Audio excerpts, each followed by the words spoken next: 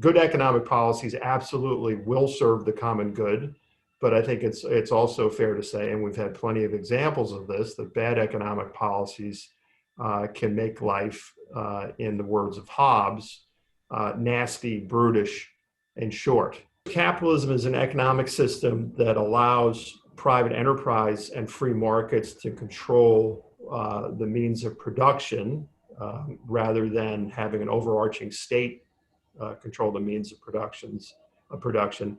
Economics explains capitalism for people that want to live a life with minimal government intrusion and maximum freedom. This may be one of the reasons why capitalism is often a source of so much innovation and productivity. The problem, it strikes me, is not that there's too much capitalism, but there's too little. And that might sound harsh, but it seems to me that the problem with the current system, at least as it exists in the United States, is that a concentration of wealth largely allows a small group of individuals to write the rules of the game. Capitalism is, in an Aristotelian sense, the best economic system because it does the most good with the least harm. It's not to say that it is occurring with no harm at all, but compared to the other systems that we have, I think it's better.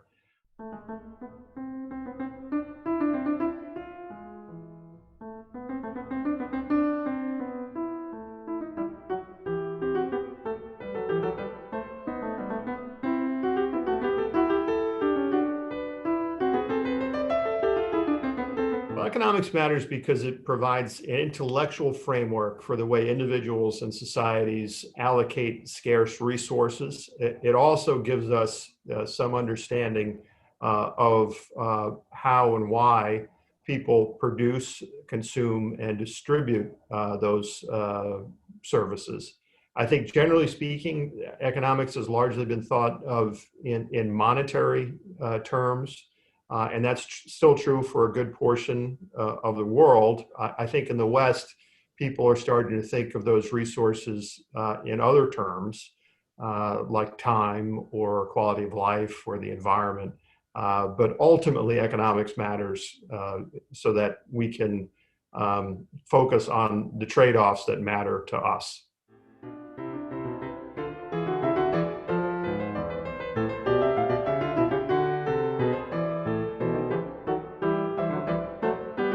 Well, I think, if you believe in the incentive model, as I do, the biggest differences between economic science and economic engineering would be really between observing the way people actually respond to current incentives as they are, versus the way policymakers would like people to respond or to certain policy goals.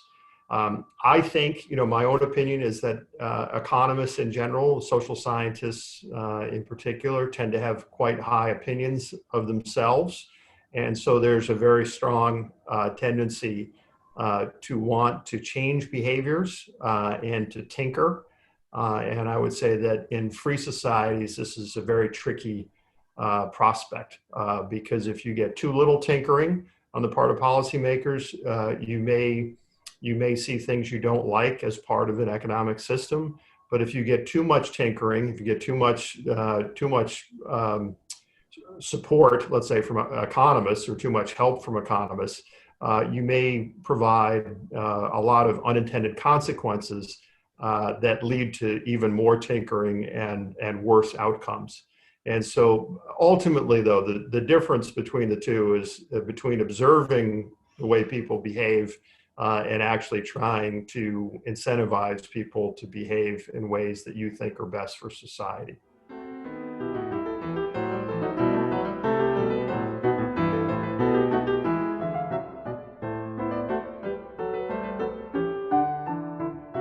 Well, I think an understanding of economics helps individuals and societies order their priorities and hopefully with good decisions, improve living standards, wealth, health. Ultimately, as I said before, the study of economics is the study of trade-offs among competing interests. And so a good understanding of economics should help people make the right decisions. Good economic policies absolutely will serve the common good, but I think it's also fair to say, and we've had plenty of examples of this, that bad economic policies can make life, in the words of Hobbes, nasty, brutish, and short. We're all making economic decisions every day, whether we know it or not. So you don't have to be an economist. We're all economists in a certain way because we're all trying to square our own individual interests with our own limited resources. And for some people, that could be time. For other people, it could be money. A lot of people, it's both. But you're hoping that the good economic policies will serve the common good.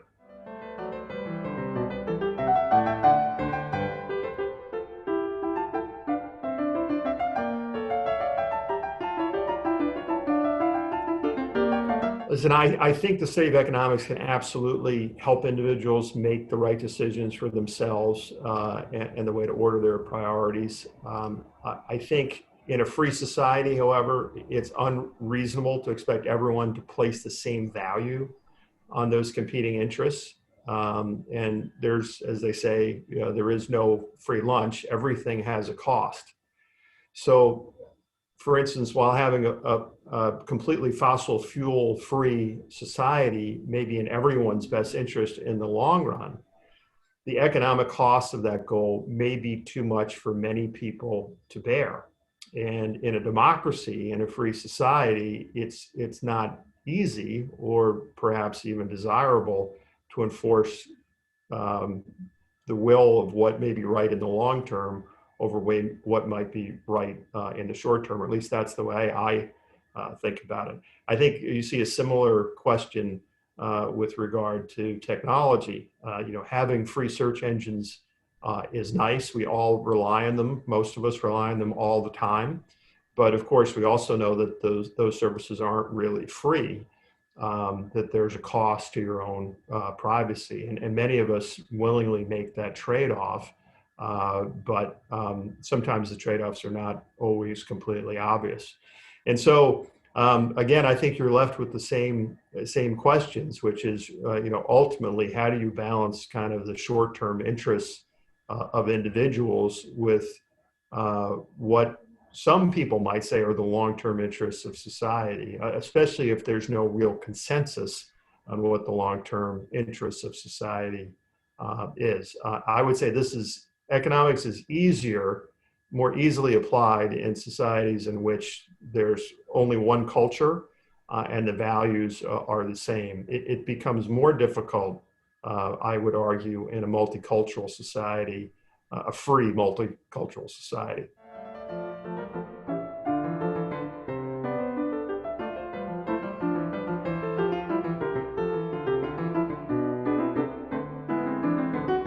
Well, I would say, of course, as someone, who's run my own company for 15 years, I would argue that accountability is a key to success in any endeavor. The problem is, how do you define accountability in a social science? So human beings are constantly evolving and changing. It seems reasonable to assume that economics must evolve and change as well, as will economists. And I think the problem with economics in terms of holding people accountable is that the lag times in policy are long and variable. I spend most of my time looking at the financial markets. And the nice thing about that is that I have a scorecard every day to test out my theories. When we're wrong, we know right away and we can change and make adjustments. That isn't always the case in economics. The answers to our subscriptions of how to run a society may not come for many, many years. I think, another issue is in terms of holding people accountable in economics is that, as Benjamin Disraeli once said, there's lies, damn lies, and statistics. And I think that one of the issues I would argue that we have in terms of holding people accountable is that almost any theory can probably be supported by some amount of data. That I think is an issue, and we have to make sure we're measuring the right things. It seems to me, get a consensus on we're measuring the right things to hold people truly accountable.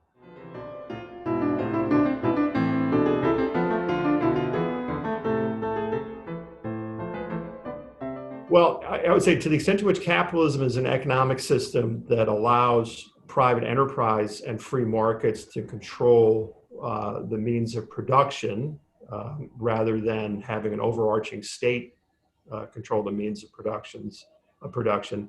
Economics explains capitalism for people that want to live a life with minimal government intrusion and maximum freedom. This may be one of the reasons why capitalism is often a source of so much innovation and productivity. Um, the ability for an individual to earn economic profits and accumulate wealth tends to encourage people to seek more efficient ways to produce new and better goods and services.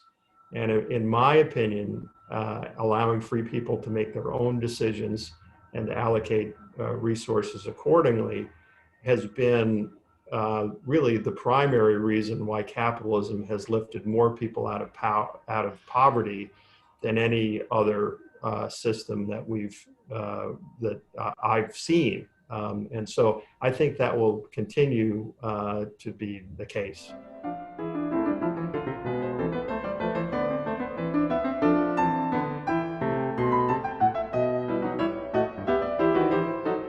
Well, listen, I think the problem that strikes me is not that there's too much capitalism, but there's too little.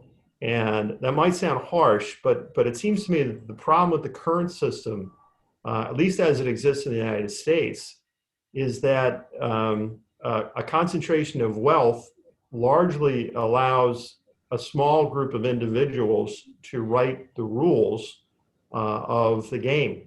And so what you have is a form, in some ways, of crony capitalism, which um, tends to benefit the wealthy and the powerful at the expense of everyone else. And so the key, I think capitalism is by far the best system, but the key is to make sure that you try to preserve as much free competition as possible. And make sure that the concentration of wealth doesn't overtake the entire system. And I think, frankly, we're at risk of doing that right now. Our company runs something called a lobbying index, and it's made up of companies that are the most intense lobbyists in Washington, D.C. And the stocks of those companies have outperformed the broader market almost every year for the past 18 years. And it really shouldn't work that way. And it seems to me that the more it continues to work that way, frankly, it's not that capitalism is a bad system. It's just that our political systems will change in an effort to change capitalism in some other way. We'll be lucky if we're left with capitalism. If we're unlucky, we'll be left with some form of socialism that, in my opinion, that will aid an increasingly smaller group of people at the expense of everyone else.